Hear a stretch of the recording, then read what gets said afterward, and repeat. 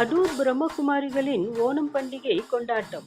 ஆவணி தும்பி போல் துள்ளுന്ന நேரம். கேரளாவின் அதூரில் அமைந்துள்ள பிரம்மகுமாரிஸ் ராஜயோக தியான பவனில் ஓணம் பண்டிகை மிகச்சிறப்பாகவும் ஆன்மீக மகிழ்ச்சியுடனும் கொண்டாடப்பட்டது. இந்த சிறப்பு நிகழ்ச்சியை சகோதரி உஷா அவர்கள் ஒருங்கிணைத்தார். பிரம்மகுமாரிகள் மற்றும் அவர்களது குடும்ப உறுப்பினர்கள் என மொத்தம் 75 பேர் நிகழ்ச்சியில் உற்சாகமாக கலந்து கொண்டனர்.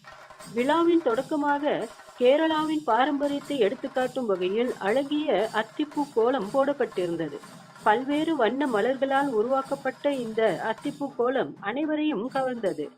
தொடர்ந்து அன்னையர்களின் இனிமையான பாடல் நிகழ்ச்சி, அதன் பின்னர் அழகிய நடன நிகழ்ச்சியும் ஓணம் பண்டிகையின் பாரம்பரியத்தையும் சிறப்பையும் எடுத்துரைக்கும் வகையில் மகாபலி மன்னரை மையமாக கொண்ட நாடகமும் நடைபெற்றது.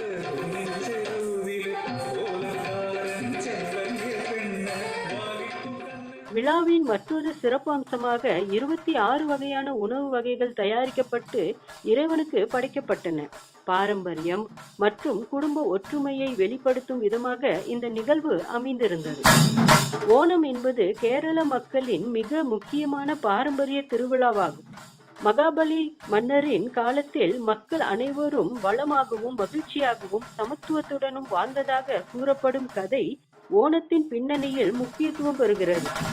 மகாபலி மன்னன் தனது மக்களை மிகவும் அன்புடன் ஆட்சி செய்ததாகவும் ஆண்டுதோறும் ஓணம் திருநாளில் தனது மக்களை சந்திக்க வருவதாகவும் ஐதீகம் கூறுகிறது.